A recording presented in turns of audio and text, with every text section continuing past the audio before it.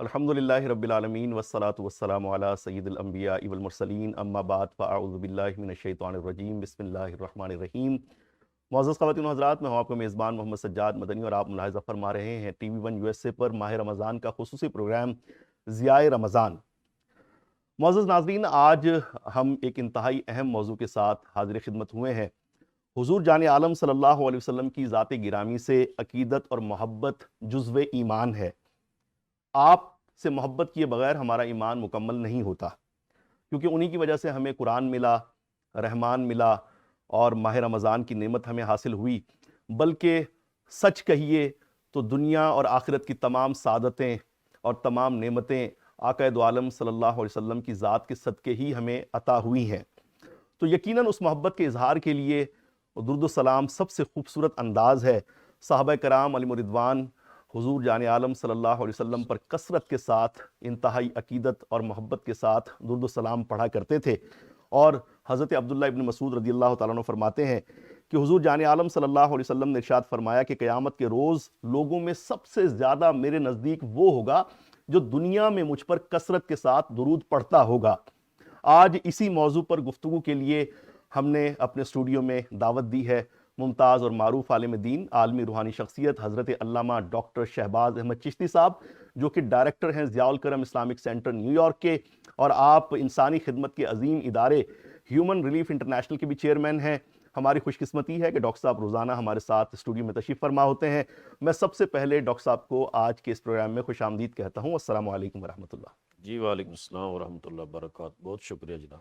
Doctor صاحب، ماہ رمضان اپنی رحمتیں لٹا رہا ہے، اور یقیناً رمضان کی یہ نعمت ہمیں حضور جان عالم صلی اللہ علیہ وسلم کی نسبت اور ان کے صدقے اور طفیل عطا ہوئی ہے۔ تو آپ سے محبت کا جو ایک خوبصورت انداز ہے درود السلام، تو میں چاہوں گا کہ آپ ہمیں ارشاد فرمائیے کہ درود السلام کا معنی اور مفہوم کیا ہے، اور قرآن و حدیث میں درود پڑھنے کے حوالے سے اللہ تعالیٰ نے، اس کے پیارے حبیب صلی اللہ علیہ وسلم نے ہمیں کیا حکم فرمایا ہے؟ جی علامہ پروفیسر سجاد رضا مدنی صاحب، آج آپ نے دوبارہ ایک بہت اچھا عنوان جو دین کی روح ہے، دین کا مغز ہے، وہ آپ نے آج الحمدللہ سلیکٹ کیا ہے۔ درود و سلام یہ ساری عبادات کا مغز ہے۔ یقیناً اللہ تعالیٰ نے قرآن مجید کے اندر 600 کے قریب آیات ایسی ہیں جو آیات احکام القرآن ہیں، اللہ کے آرڈرز ہیں، اللہ نے حکم دیا ہے یہ کرو، مثلا نماز قائم کرو، زکوٰۃ ادا کرو۔ لیکن اللہ تعالیٰ نے کسی جگہ یہ نہیں فرمایا کہ میں تمہیں حکم دے رہا ہوں تو یہ میری سنت بھی ہے، یعنی یہ فرمایا کہ یہ you must have to do this one, یہ آرڈر ہے میرا، کرنا ہے تم نے، اور یہ حرام ہے، اس سے رک جانا ہے۔ جی مثلا اور انبیاء اور رسل کی بھی فضیلت کو اللہ نے کئی مقامات پر واضح کیا ہے۔ مثلا فرشتوں کو کہا آدم کو سجدہ کرو، مگر یہ نہیں کہا کہ میں بھی یہ کام کرتا ہوں تو تم کرو۔ جی درود و سلام ایک ایسا حکم ہے کہ جس میں اللہ تعالیٰ نے اپنے حکم سے پہلے اپنی سنت کا ذکر فرمایا ہے۔ سبحان اللہ۔ اور قرآن مجید کی سورہ احزاب کی آیت نمبر 56 میں ارشاد فرمایا، ان اللہ وملائکتہ یصلون علی النبی یا ایھا الذین آمنوا صلوا علیہ وسلموا تسلیما۔ ایمان والو، اللہ اور اس کے سارے فرشتے رسول اللہ پر درود بھیجتے ہیں، اے ایمان والو تم بھی نبی علیہ السلام پر درود بھی پڑھا کرو، مصطفیٰ کی بارگاہ میں سلام محبت بھی پیش کیا کرو۔ سبحان اللہ۔ تو اللہ تعالیٰ نے پہلے اپنی سنت کا ذکر فرمایا اور اس کے بعد اپنا حکم دیا، یعنی جتنے بھی احکامات ہیں ان میں سے یہ واحد وہ حکم ہے کہ جس حکم میں سنت خدا بھی ہے، حکم خدا بھی ہے۔ کیا بات ہے، کیا تو بات اس وجہ سے کر کے وہ بڑا کسی نے خوبصورت کہا تھا، اس نے کہا تھا درود قلب میں پیدا نکھار کرتا ہے، خزاں کو آشنائے فصل بہار کرتا ہے۔ سبحان اللہ۔ درود پڑھیے پیغمبر کی ذات اقدس پر، یہ وہ کام ہے جو پروردگار کرتا ہے۔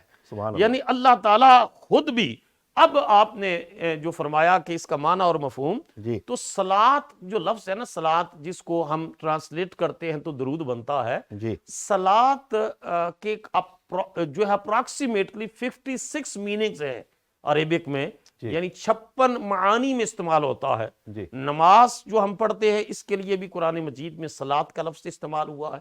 صلاۃ کا ایک معنی رحمت ہے، صلاۃ کا ایک معنی برکت ہے، صلاۃ کا ایک معنی قرب ہے، صلاۃ کا معنی نماز ہے، صلاۃ کا معنی درود ہے۔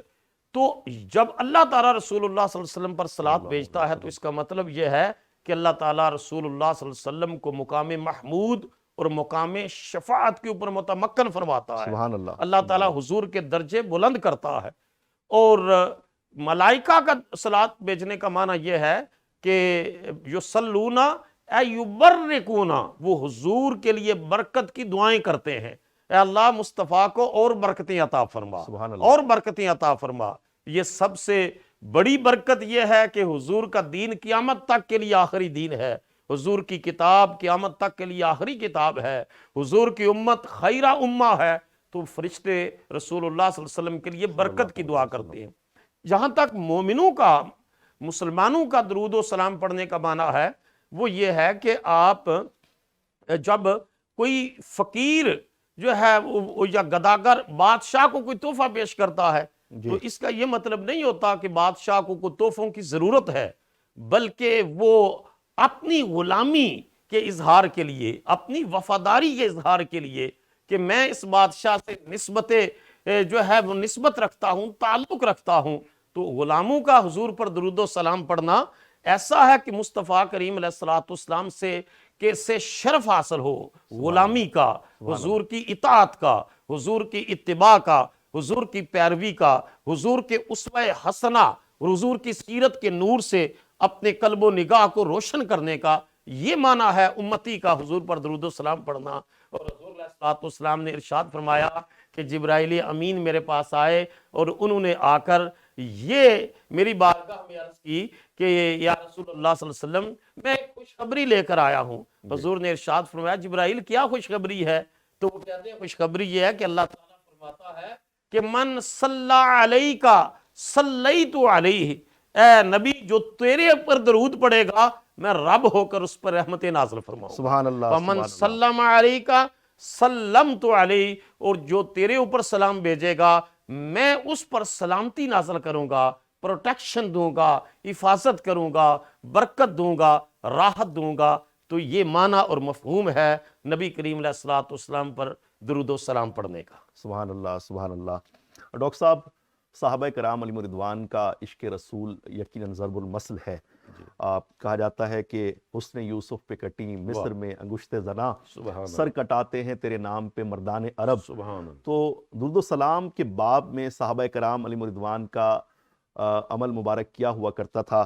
مختصر وقت میں اگر آپ ہمیں بتائیں کیونکہ ہمارا بریک کا ٹائم بھی قریب ہے. جی، درود و سلام صحابہ کرام جو ہے وہ رسول اللہ صلی اللہ علیہ وسلم پر درود و سلام کثرت کے ساتھ پڑھتے. ایک صحابی نے عرض کی یا رسول اللہ صلی اللہ علیہ وسلم میں اپنے جو معمولات ہیں جو میری ڈیلی میرا سکیجول ہے اس سکیجول میں سے میں اپنا جو ہے وہ چوتھائی حصہ حضور پر درود و سلام پڑھتا رہوں تو یہ انف ہوگا، کافی ہوگا.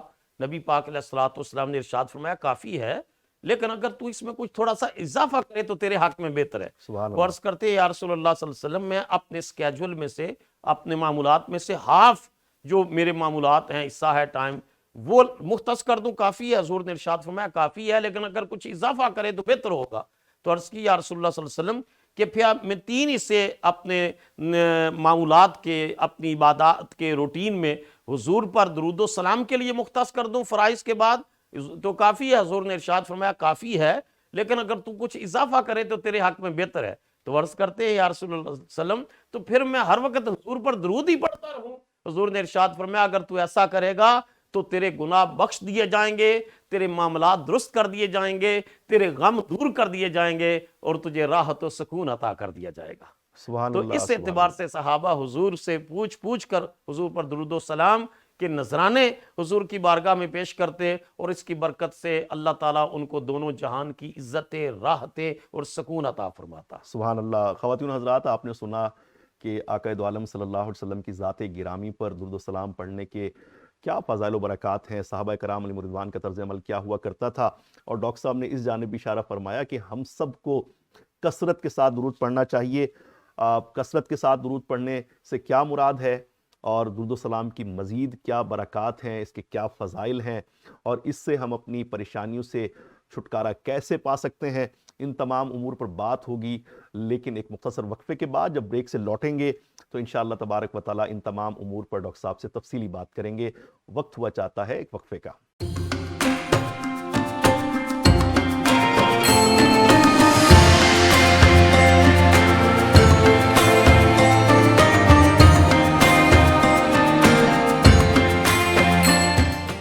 ویلکم بیک خواتین و حضرات، میں ہوں آپ کا میزبان محمد سجاد مدنی اور آپ ملاحظہ فرما رہے ہیں T V one U S A پر ماہ رمضان کا خصوصی پروگرام ضیاء رمضان۔ آج ہمارا موضوع ہے درود السلام کی برکتیں۔ ڈاکٹر صاحب، صحابہ کرام علیہ رضوان کے متعلق آپ نے بتایا کہ وہ اپنی زندگی کا بیشتر وقت حضور جان عالم صلی اللہ علیہ وسلم پر درود السلام میں صرف کیا کرتے تھے۔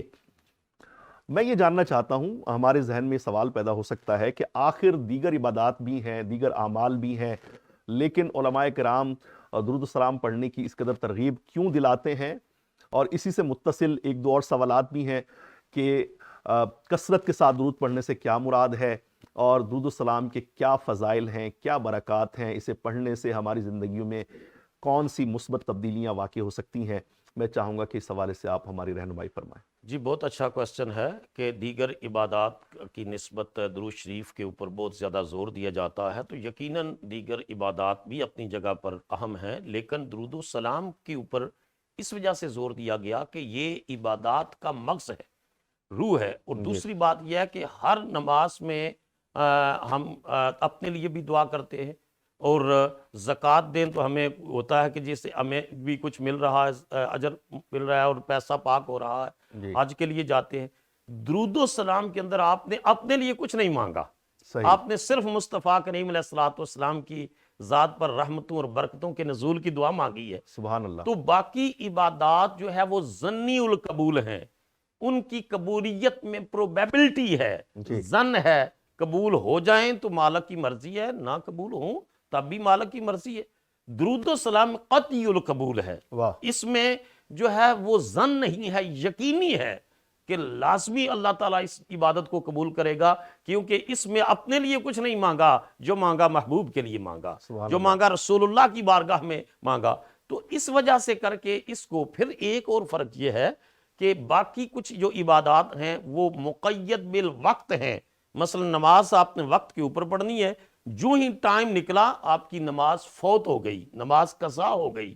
لیکن درود و سلام کو اللہ پاک نے وقت کی قید سے جو ہے مستثنا رکھا ہے۔ کوئی دن کو پڑھتا ہے اللہ تبھی قبول کرتا ہے، کوئی دوپہر کو پڑھتا ہے اللہ قبول کرتا ہے، کوئی رات کو پڑھتا ہے اللہ قبول کرتا ہے۔ پھر کچھ عبادتیں ہیں جن کو مقید باللباس کر دیا، مثلا بیت اللہ شریف کا طواف، کوئی آدمی کہے کہ میری اپنی ٹیکسٹائل مل ہے اور میرا ایک اپنا بہت بڑا کپڑوں کا برانڈ ہے تو میں وہ پہن کر طواف کروں گا، اللہ فرماتا ہے نہیں، میں تجھے اس لباس میں دیکھنا چاہتا ہوں جو میرے خلیل اللہ کا لباس تھا، جو میرے حبیب اللہ کا لباس تھا، جو لباس محبوبیت ہے۔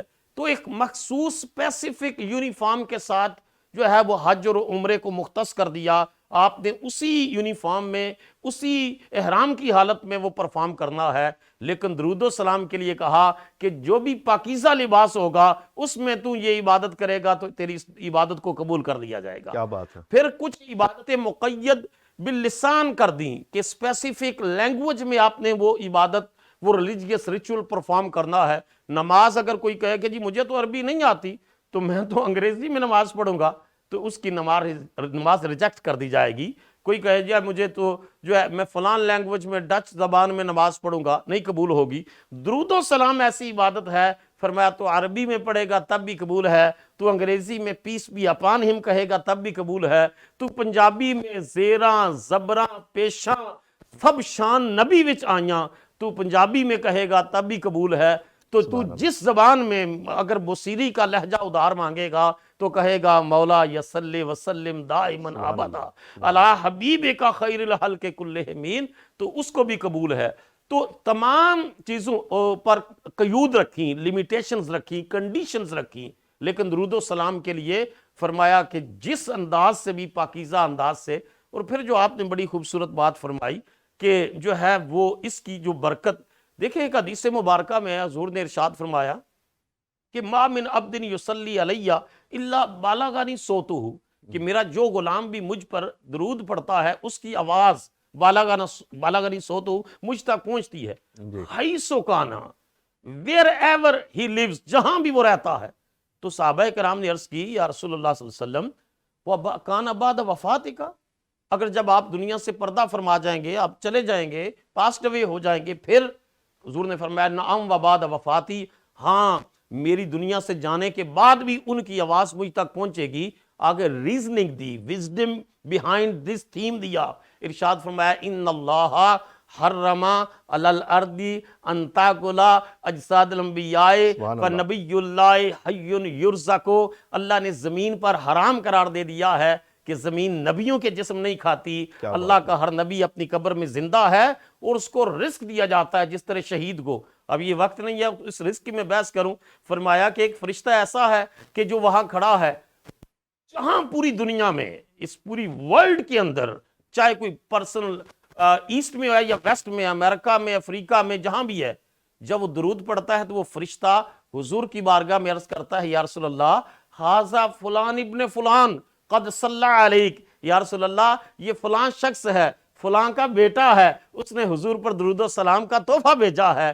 تو وہ فرشتہ اس شخص کا نام بھی پیش کرتا ہے، اس کے والد کا نام بھی پیش کرتا ہے، اور وہ خادم بن کر کھڑا ہے. اور جو مخدوم کائنات ہیں ان کی شان کیا ہوگی. کرم جب بھی نبی کا شریک ہوتا ہے وہ لاکھ بگڑا کام ٹھیک ہوتا ہے. اور ذکر خواجہ بطحا کی یہ فضیلت ہے کہ لا شریک بھی اس میں شریک ہوتا ہے. کیا کہنے کیا کہنے کیا کہنے. سبحان اللہ.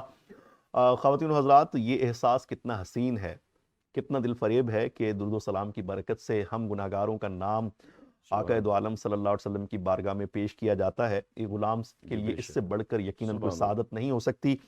اور ڈاکٹر صاحب کی بارگاہ میں عرض کروں گا کہ ڈاکٹر صاحب ہر درد کی دوا ہے صلی علی محمد، تعویذ ہر بلا ہے صلی علی محمد. مشائخ کرام نے درود و سلام کو غموں اور پریشانیوں سے چھٹکارے کے لیے اکثیر ارشاد فرمایا ہے. تو ہمارے دیکھنے اور سننے والوں کو روزانہ آپ ماشاءاللہ سے کوئی نہ کوئی وظیفہ تجویز فرماتے ہیں. تو میں عرض کروں گا کہ درود و سلام سے کون سی مشکلات اور پریشانیوں کا ہم حل نکال سکتے ہیں، میں چاہوں گا اس حوالے سے ہماری رہنمائی فرمائیں. بہت اچھی بات آپ نے فرمائی. آج کل لوگ مختلف مسائل کا شکار ہیں، ڈپریشن میں ہیں، ایسے مسائل میں الجھے ہوئے ہیں، مقدمات میں پھنسے ہیں. ان کے قانونی مسائل ہیں، ان کے معاشی مسائل ہیں، ان کے گھریلو مسائل ہیں، بچوں کی شادیوں کے مسائل ہیں. تو میں آپ کو عرض کروں خواتین و حضرات کو کہ جو ہے حضرت نظام الدین اولیاء محبوب الہی رحمۃ اللہ علیہ بہت بڑے ولی کامل گزرے ہیں. علامہ اقبال بھی جن کی بارگاہ میں جا کر کہتے ہیں کہ فرشتے پڑھتے ہیں جس کو وہ نام ہے تیرا، بڑی جناب تیری فیض عام ہے تیرا، تیری لحد کی زیارت ہے زندگی دل کی، مسیح و خضر سے اونچا مقام ہے تیرا. کیا بات ہے. وہ فرماتے ہیں کہ میری والدہ فرماتے کہ جب بھی ہمیں کوئی مشکل آتی نا، مشکل آتی اور اس سے ایگزٹ کا کوئی مخرج نکلنے کا راستہ نظر نہیں آتا، تو میری والدہ فرماتی کہ ہم 500 مرتبہ اس دن درود شریف پڑھتے، اللہ تعالیٰ اسی وقت مشکل کو آسان فرما دیتا. تو آپ جو ہے درود شریف اگر روزانہ پڑھیں. ایک شخص کو حرم کعبہ میں طواف کرتے ہوئے دیکھا کہ وہ تلویہ کے بجائے درود شریف پڑھ رہا ہے. پوچھا کسی نے کہ یہ کیوں کر رہے ہو؟ اس نے کہا میرا والد فوت ہو گیا، اس کی شکل بگڑ گئی اور میں پریشان ہوا کہ میرے صورتوں کا صورت الحمار، گدھے جیسی شکل ہو گئی. اور میں پریشانی کے عالم میں لیٹا کہ لوگ کیا کہیں گے، اس کا فادر ہے.